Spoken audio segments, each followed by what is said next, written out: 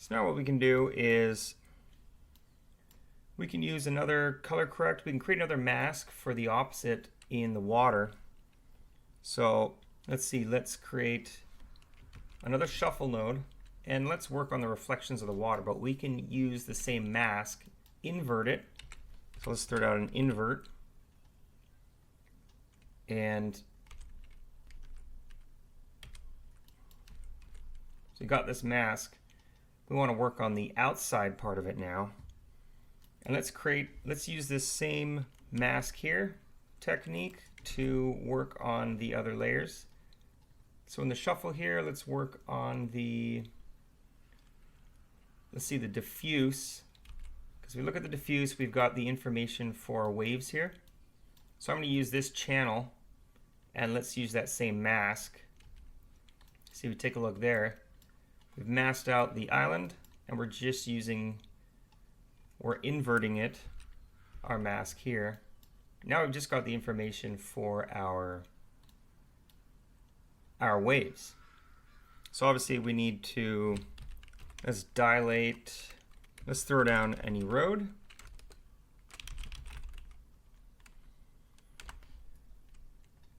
And now under this we can erode out the mask in or outwards.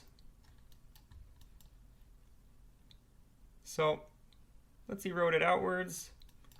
And now we've got a mask that is just pretty much the waves information of the ocean. So all right, with that in mind, we can do a couple things. We can use this as another mask. You see the alpha channel, everything's kind of even. So we can do the same technique as we did here, or we can just kind of merge it on top. So if we take a look at before and after, oops, and this we want to choose B over A.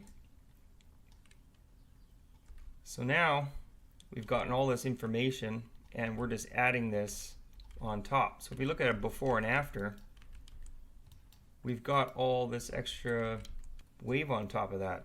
And now we can color correct. We can color correct the actual wave pass. You know, bring that up a bit.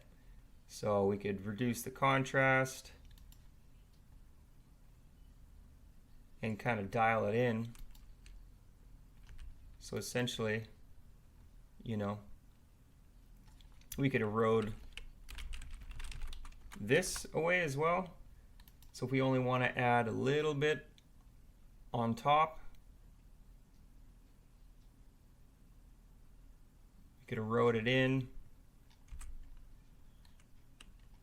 And now we've kind of just adding a little bit. And then finally on our over, we can just dial it in by the mix here.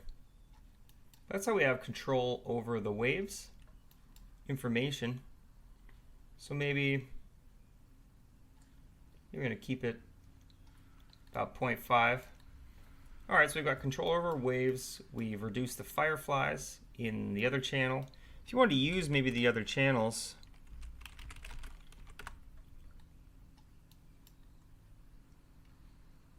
since we don't have proper alpha channels in each one of these channels, if we were to grab the global illumination, we could merge this on top.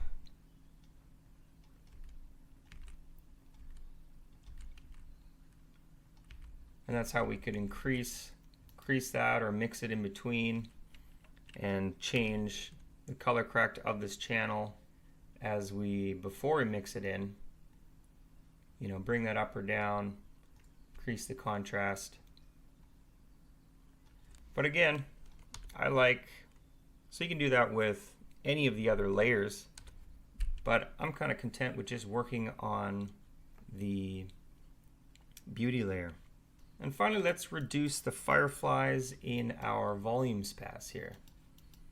And we're going to use a similar technique, but we're also going to just see some fireflies here. We can also just blur those as well. So if we throw down a shuffle, and shuffle out our volume layer.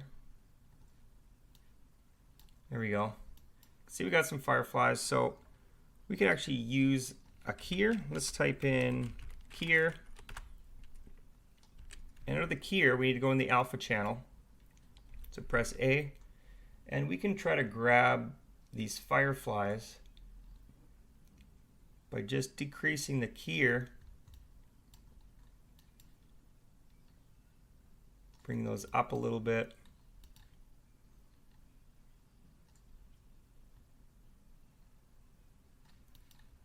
So we kind of find these areas.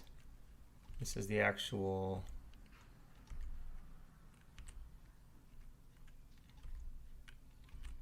cloud there, so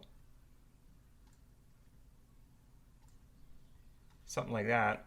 So now we've got a pretty great key already, and if we throw down another color correct, we can use this to bring down those areas. So let's find a good one here. In a color correct, if we were to key this down, see we can push it right through, or we can just kind of bring it down a little bit.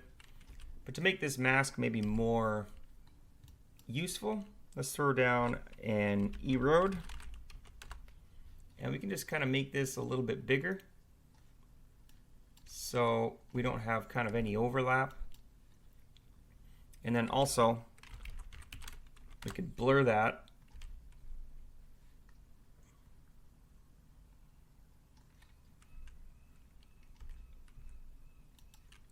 So now it's just a little bit more subtle. Maybe I'm going to take these off. Doesn't seem to be too subtle, but I just want to dial it down just a little bit. And one further, we can use this mask actually to dial in a blur. So if we throw down a blur here, maybe let's hook this up to here.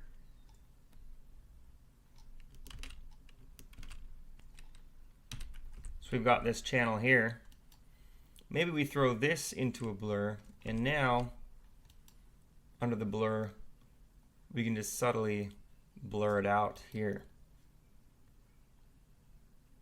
And so by just a little bit of a blur, you can see we've almost eliminated, you know, those fireflies. So if we kind of look at it before and after, it does a pretty good job.